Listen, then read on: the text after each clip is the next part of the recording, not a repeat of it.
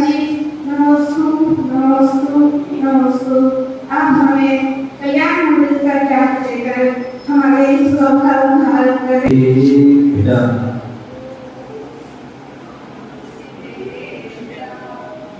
यहाँ पर हम सभी विराजमान हैं और भगवान आदिनाथ का समोषण लगा हुआ है। आचार्य पूर्णचंद महाराज कल्याण मंदिर स्तोत्र के माध्यम से भगवान पारसनाथ की विशेष भक्ति आराधना और उनके गुणों का गुणगान चल रहा है। जैन धर्म में जैसे भक्तांबर स्तोत्र बड़ी श्रद्धा भक्ति से हम पढ़ते हैं और बड़ा इसका अचिंत महात्म्य है, उसका प्रभाव है। उसी प्रकार कल्याण मंदिर स्तोत्र का भी वही विशेष प्रभाव है। वहां पर आचार्य मानतो महाराज ने आदिनाथ भगवान की स्तुति भक्तांबर के माध्यम से की और यहाँ पर जो है कल्याण मंदिर स्तोत्र के माध्यम से पारसनाथ भगवान की विशेष भक्ति की है। कल्याण मंदिर स्तोत्र की विगत हम जो है लगातार 25 क्लास हो चुकी हैं और उनके माध्यम से 39 काव्यों को जाना समझा, क्या विशेषता है, कैसे मैं श्रद्धा भक्ति से पढ़ने से कैसे मैं बाह्य और अंतरंग दोनों उपलब्धियों में प्राप्त होती है।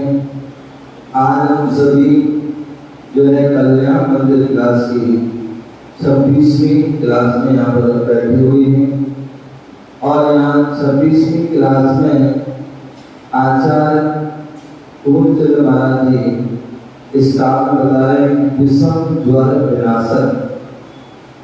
ये 40वां जो काव्य है विषम ज्वर विनाशक।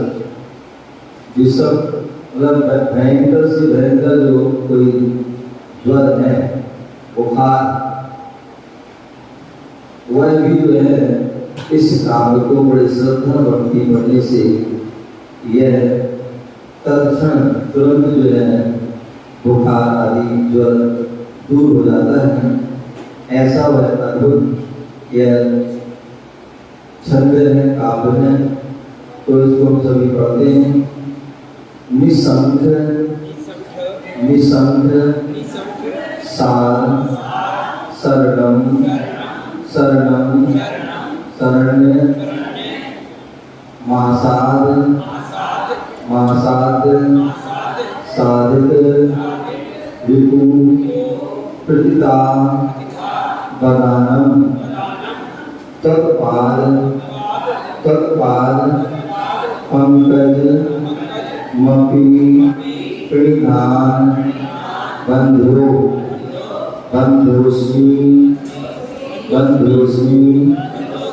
चेद भुवन पावन हतोस्मि निसंक सार शरणं शरणं शरणे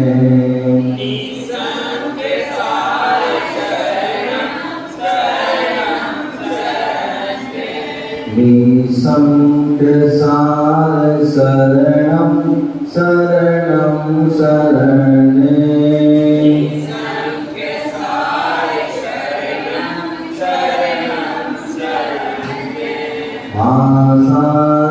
साधिते प्रतितावदानम्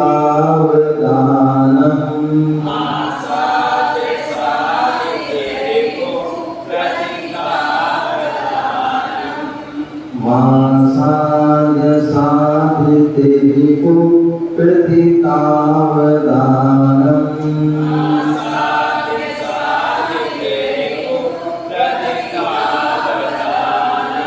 तत्पादे पंकजमपि प्रणिधाने वन्द्यो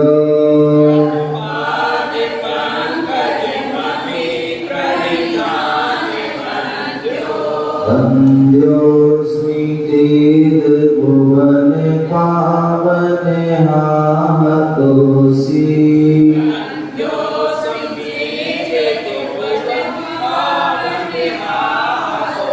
वन्द्योऽस्मि चेद् भुवने पावने हातोऽसि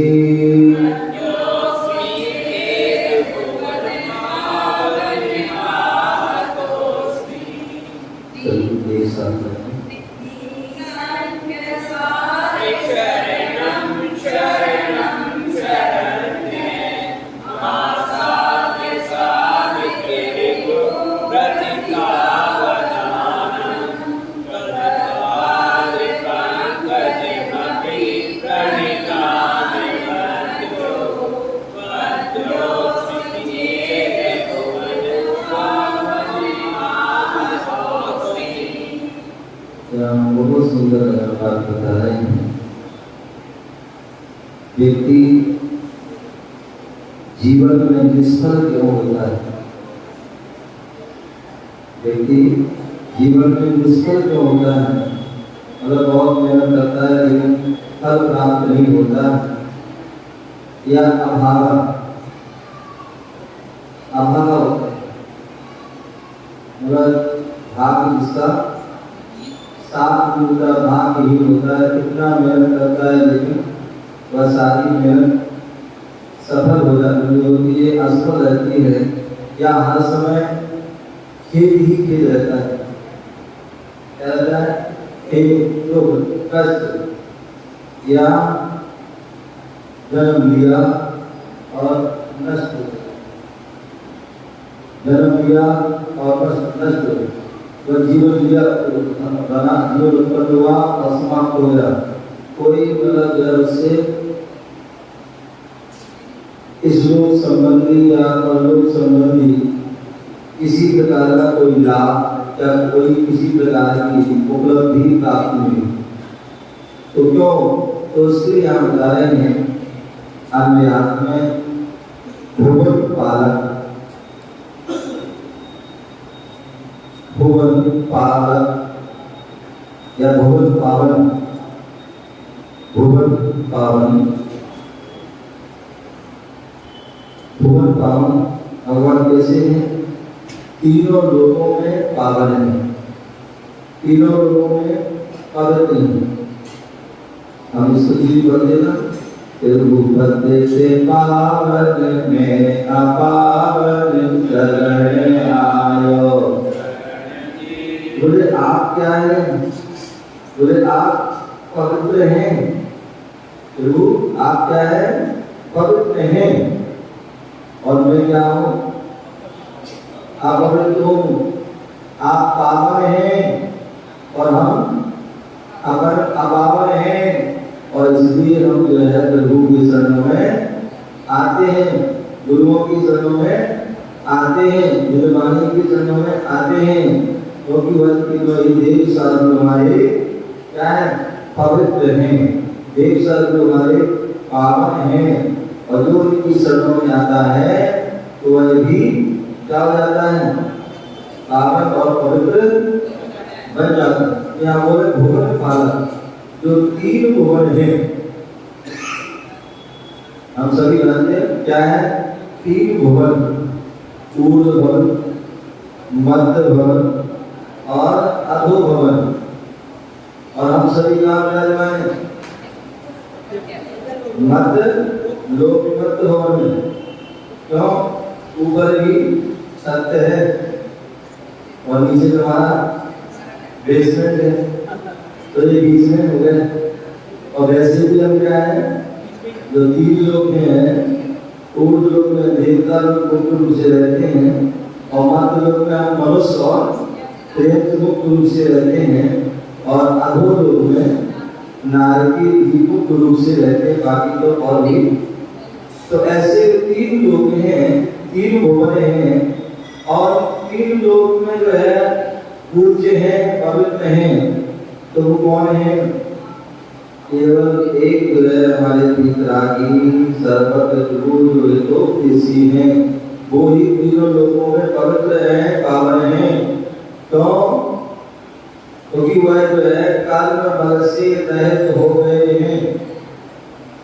क्या हो गए हैं? कर्म रूपी मलों से रहित हो गए हैं।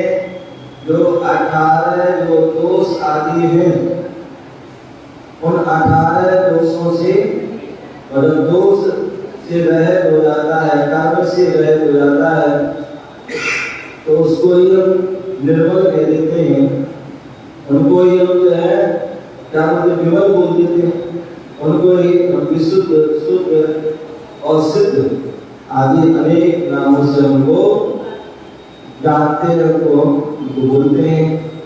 तो इसलिए भगवान आप कैसे हैं? 3 लोग को पवित्र करने वाला। पवित्र स्वयं मैंने मेरे कल परसों भी कहा था कि जो व्यक्ति जैसा होगा वैसा ही जो है उसके साथ रहोगे तो वैसे ही फल मिलेगा।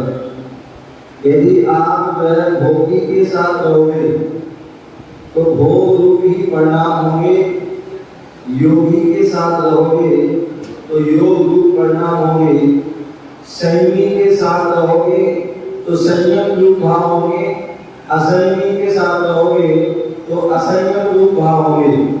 आप जो है वृत्ति के साथ रहोगे, व्रतों को धारण करने के भाव होंगे, और अवृत्ति के साथ रहोगे तो अवृतों को धारण करने के भाव होंगे। एक ग्रस्त के साथ रहोगे तो ग्रस्त ही बसाओगे, और एक जो है सन्यासी श्रवण साधु त्यागी के रहेंगे तो हमारे अंदर वह त्याग के भाव होते हैं। तो कहने का तात्पर्य है, हे भगवान कैसे है? 3 लोग के वो स्वयं पवित्र हैं 3 लोग में, और दूसरे क्या है? उन जो है 3 लोग के जितने भी प्राणी हैं उनको क्या है? पवित्र करने वाले हैं। मैं मिलता होता हूँ कि जो है जैन धर्म और अन्य धर्मों में यही तो अंतर है। जो अन्य धर्मों में कहा जाता है कि तुम हमेशा भक्त बने रहो, क्या बने रहो? भक्त बने रहो, उनकी पूजा अर्चना करते रहो, उनके दास बने रहो। लेकिन जैन धर्म कहता है कि आपको दासी भी बनना है, भक्ति भी बनना है। आपके अंदर जो है भगवान बनने की शक्ति है। आप भगवान आत्मा है, आप भगवान बन सकते, परमात्मा बन सकते, सिद्ध बन सकते हैं। ये आप जो है जिनका हम जो है शांत है, जिनके हम आश्रय में आए और उनके आश्रय से क्या उन जैसे हम बन जाए। एक जो है हमारे जैन धर्म में विशेषता है। हमारे चाहे गुरु हो चाहे परमात्मा हो, वह उनका केवल अपना स्वार्थ से नहीं करते हैं कि भाई तो हमारी सेवा करते, भक्ति पूजा करते हो, बस हमारी लक्ष्य को करो। लेकिन वो कहते हैं कि भैया जैसे जो है मैं हूँ ऐसा ही मैं बनना है, ऐसा मैं लक्ष्य को बना के रखना है, और उस क्रम से जो है हमें क्या करना है? कदम बढ़ाते रहें, तो निश्चित ही आप उस मुकाम तक पहुंच जाएंगे। तो इसलिए हे भगवान जो है कैसे हैं? 3 लोग को पवित्र करने वाले हो, और वही कर सकता है जो स्वयं पवित्र होगा। जो स्वयं पवित्र होगा वही दूसरों को पवित्र, जो स्वयं अपवित्र होगा तो दूसरे को पवित्र नहीं कर सकता है। जो स्वयं अपावन होगा तो दूसरे को पावन नहीं कर सकता है। तो हमारे परमात्मा कैसे पावन हैं, पवित्र हैं, और हम सभी को भी क्या करते हैं? उनके उपदेश के माध्यम से हम सभी क्या होते हैं? पावन और पवित्र हो सकते हैं। निसंग सार शरणम, और क्या है? संख्या रहित। बोले भगवान कितने हैं? संख्या नहीं कर सकते, वो संख्यातीत है, संख्या से अतीत है, क्योंकि वो अनंत और अनंतानंत, अनंत अनंत और अनंतानंत हैं। तो इसकी जो संख्या होती है वो संख्या तो सीमित है, तो वो संख्या से नहीं, वो संख्या से जो है रहते हैं, क्योंकि वो अनंत हैं। और अनंत जो है उसकी कोई हम गणना नहीं कर सकते हैं। इसका कोई ना आदि है और ना कोई अंत है, ऐसा है अनंत। तो संख्या रहित सारभूत पदार्थों का स्थान कैसे है, और सारभूत पदार्थों का जो है स्थान है। हम सभी लोग क्या है असारभूत पदार्थों के स्थान, लेकिन वो सारभूत, क्योंकि हम जीव भी है, लेकिन हमारे जीव होने का भी अभी कोई जो है सार नहीं, कोई जो है कोई इसका अस्तित्व नहीं है। तो जो अस्तित्व तभी होता है जब हमारे अंदर विशेषता आ जाती है, गुण आ जाते हैं।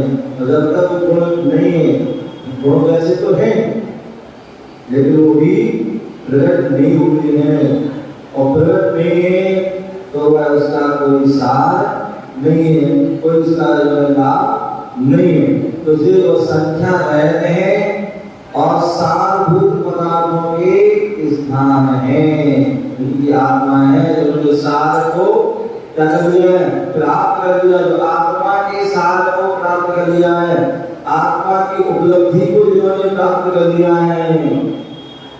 जो सार जो है जो प्रयोजनभूत वस्तु होती है वो सार है, और जो प्रयोजनभूत से रहते हैं वह असार है।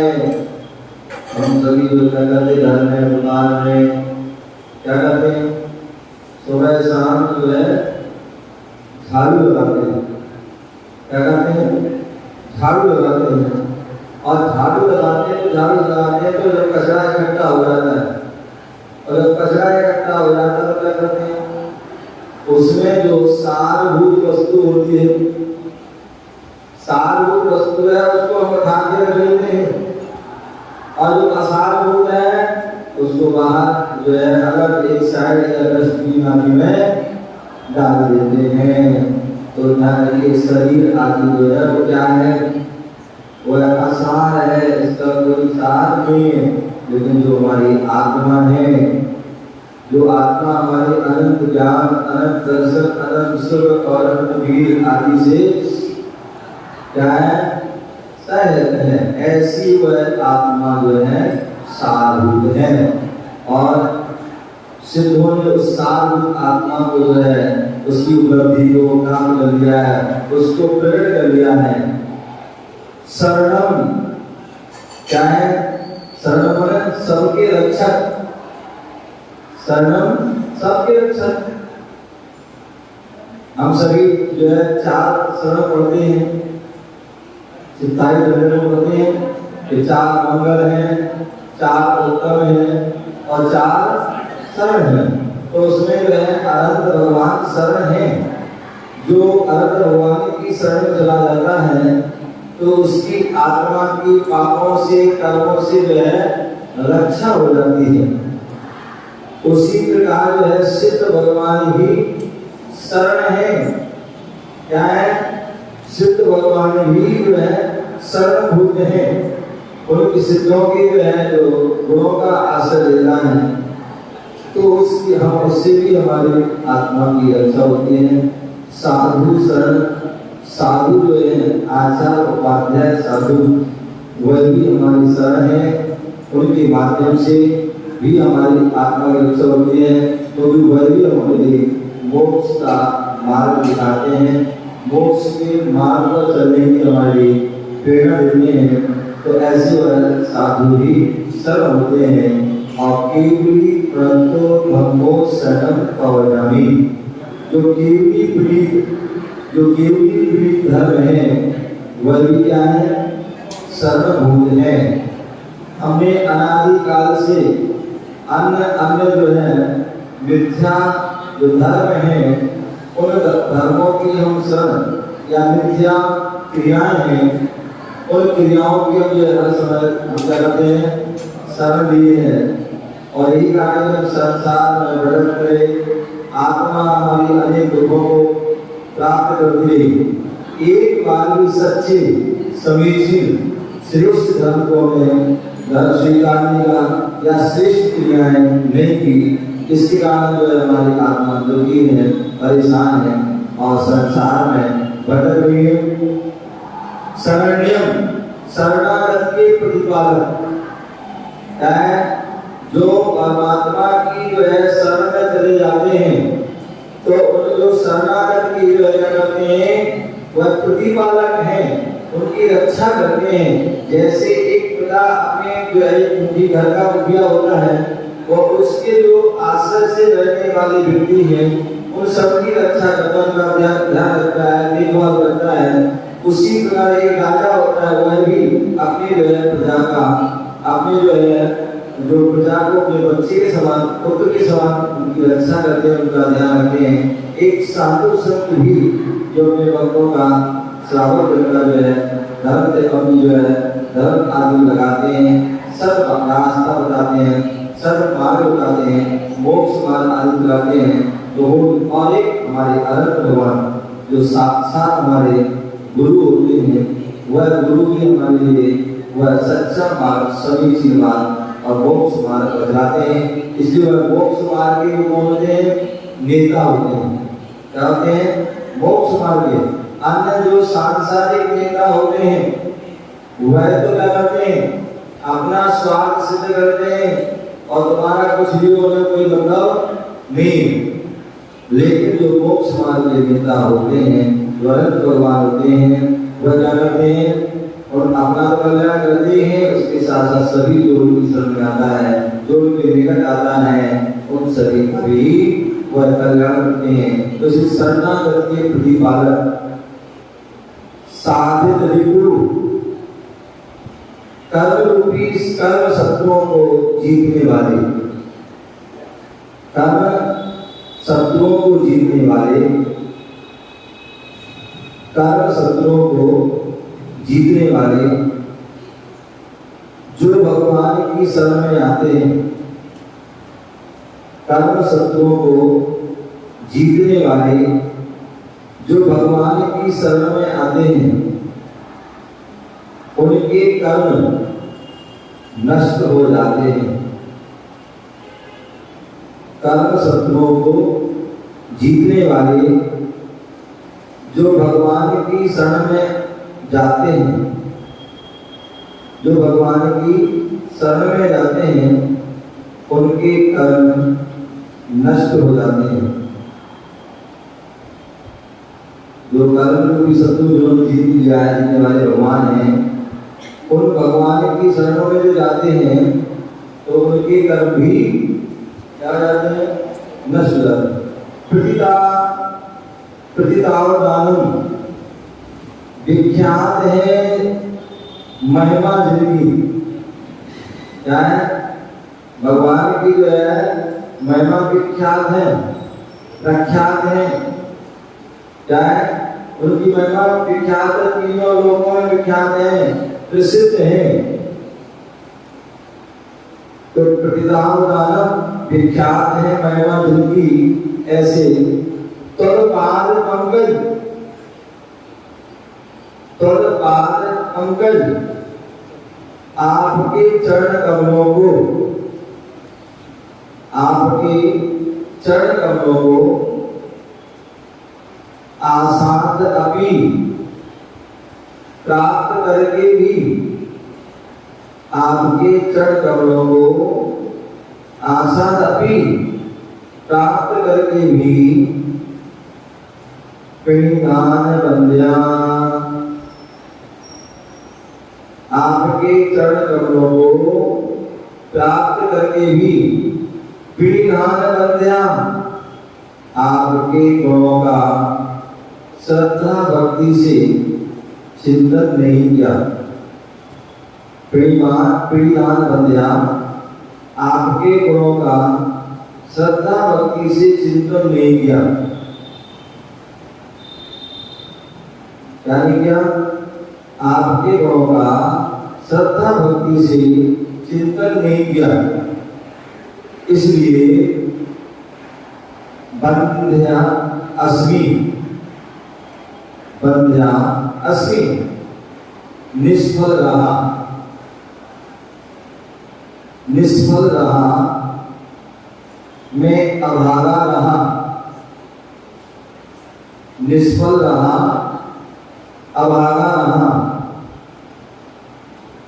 चित और उससे, चित और उससे, हाँ खेद के साथ, हाँ खेद के साथ, हतोस्मि मैं नष्ट हुआ जा रहा हूँ, हाँ खेद के साथ, हतोस्मि मैं नष्ट हुआ जा रहा हूँ।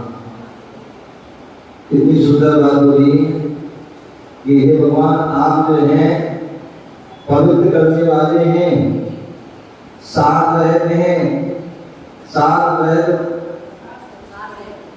संख्या रहित होकर के और साथ भूत जो है पदार्थों के स्थान है।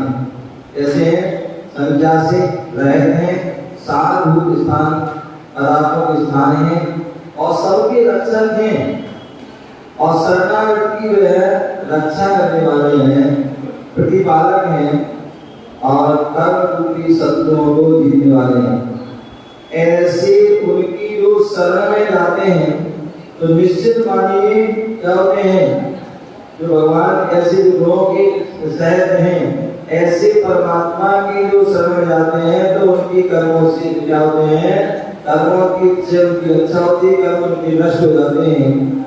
और जो बोले आपके चरणों को प्राप्त करके, जो आपके चरणों को प्राप्त करके भी कैसे आपके गुणों का श्रद्धा भक्ति से चिंतन नहीं करते हैं।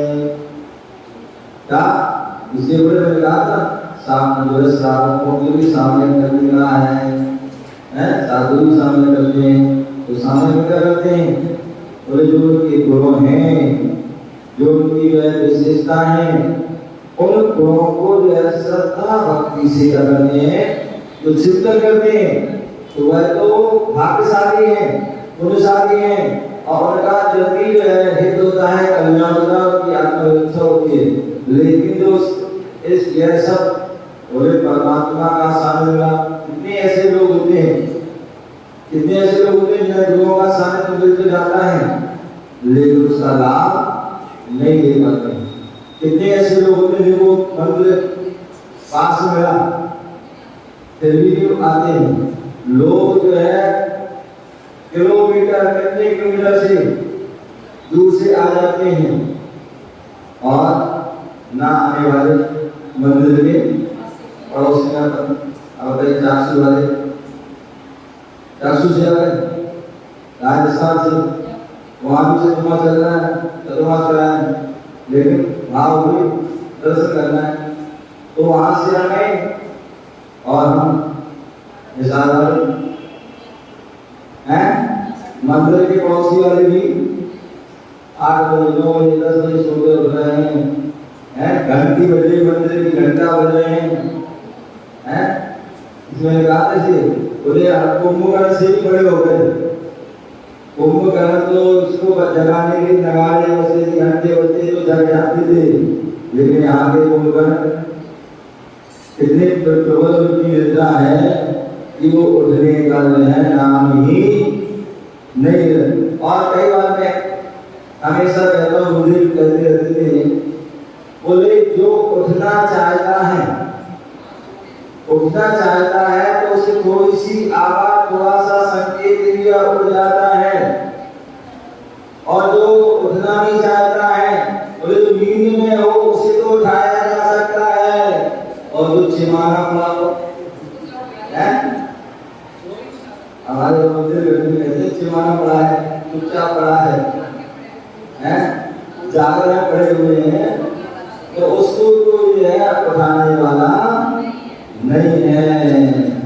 तो इसलिए बोले भैया आपके मंदिर में गया सौभाग्य से, कितने लोग परेशान होते दुखी होते हैं कि बताओ हमें इतना दूर मंदिर है कि भगवान मंदिर ही नहीं है और वो मंदिर की तरसते हैं ऐसे ऐसे स्थान है जहाँ गुरु नहीं पहुंच पाते हैं, वहाँ के लोग तरसते हैं कि हमें गुरुओं के दर्शन नहीं मिल पाते।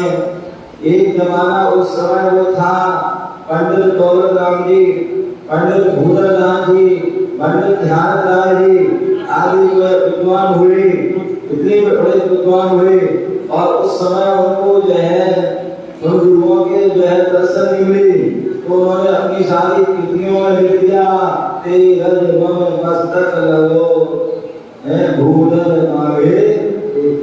बोले हे भगवान, हमें उन गुरुओं के जो है चरणों की धूल ही मिल जाए तो मैं अपने आप को पवित्र मानूंगा, हम अपने जीवन को धन्य मानूंगा कि हमें गुरुओं की और उनको दर्शन हुए।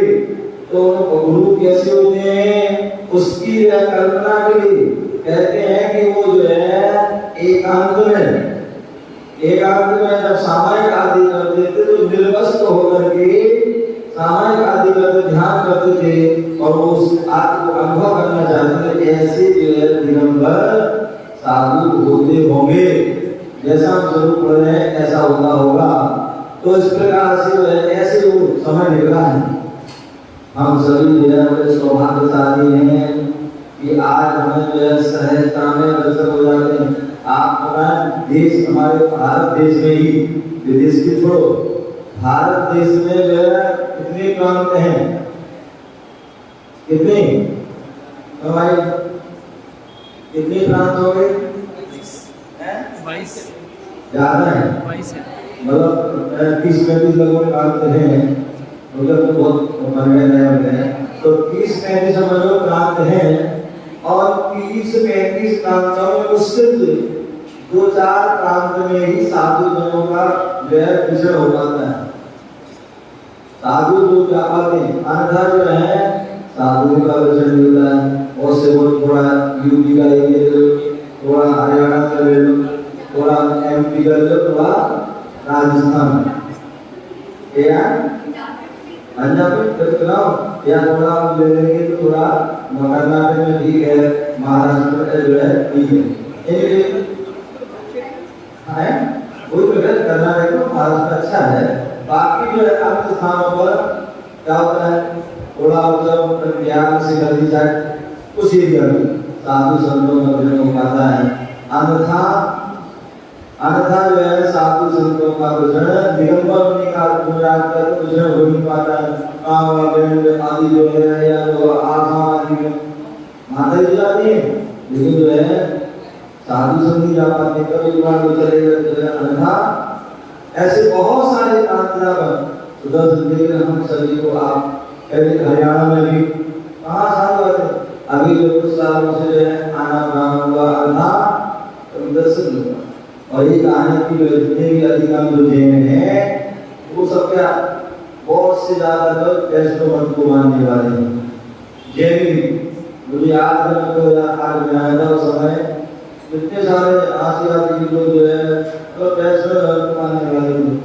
अगर गिने चुने लोग ही मंदिर आदि या उनकी क्रियाओं को बताना है ना कुछ, लेकिन आज धीरे धीरे जो है गुरुओं के आने से या टीवी आदि के माध्यम से और अनेक प्रकार के इंटरनेट आदि के माध्यम से बहुत सारा आज जो है साधु संतों दर्शन करने का, उनकी वाणी आदि का सौभाग्य।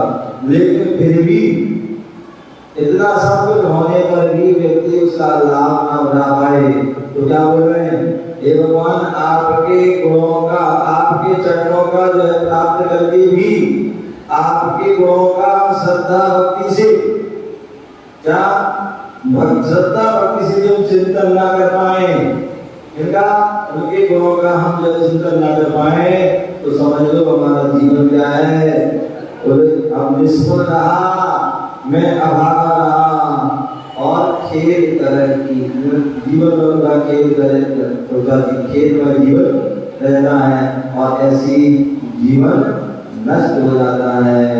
ध्यान रखिए, आपको मनुष्य जीवन मिला है, जैन को मिला है और हम आर्यखंड आदि में जन्म लिया है, तो हमें लाभ मिल जाते हैं।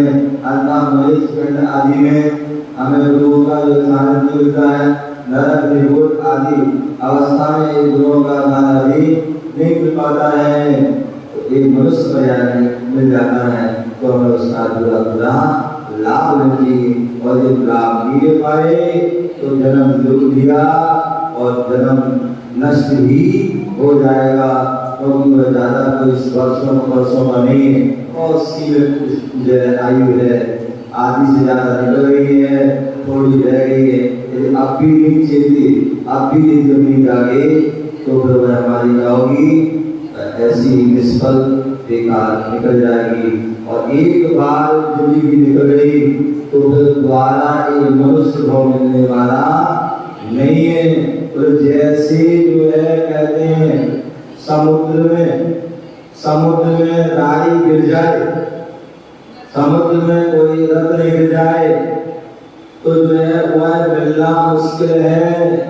और चलो मैं मानता हूँ आज बहुत सारी जो सुविधा हुई, बहुत सारी व्यवस्था हुई, ये हो सकता कि वह रत्न आपको जो है समुद्र में मिल जाए, लेकिन एक बार मनुष्य बहुत चला गया तो फिर वह दोबारा मिलने वाला नहीं है। मनुष्य हो जाए, नष्ट हो, उसके पूरे में उस मनुष्य जीवन में से मनुष्यता को जागृत करना है, श्रेष्ठता को श्रेष्ठ जो है बनाना है। उस मनुष्य आत्मा में से जो है श्रेष्ठ आत्मा, अंतरात्मा और परमात्मा बनाना है, तभी हमारा वह जीवन सार्थक और सफल होगा। इस प्रकार से यहाँ पर बताया गया है। भाव बता रहे हैं, हे भगवान आपके चरणों को पाकर, हे भगवान आपके चरणों को पाकर, दर्शन को पाकर, हे भगवान आपके चरणों को पाकर,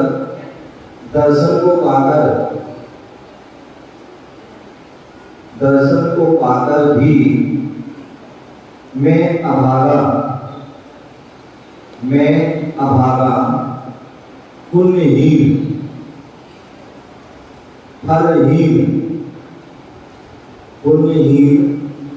फलहीन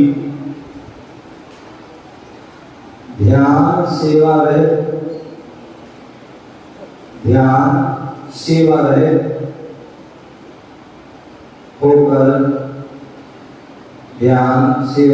होकर नष्ट हो रहा हूँ। ध्यान सेवा रहित होकर नष्ट हो रहा हूँ। एक कारण हमें दुख ही दुख दे रहे हैं। एक कारण हमें दुख ही दुख दे रहे हैं। एक कारण हमें दुख ही दुख दे रहे हैं। रिद्धि ओम ह्रीं अहम नमो पुण्यशील गान विनाश नाणम महूसविरम विषम ज्वर विनाशन हेतु मधुर श्रावी रिद्धिधारियों को नमस्कार हो। ओम नमो भगवते धन्वयो नमः स्वाहा। एक तरह तिजानी, चौथिया आदि विषम ज्वर दूर होते हैं। क्या होते हैं? अनेक प्रकार के जो ज्वर बुखार होते हैं वो सब इस काव्य के बड़े श्रद्धा भक्ति से इस मंत्र के रिद्धि मंत्र के जाप करने से वह दूर हो जाते हैं।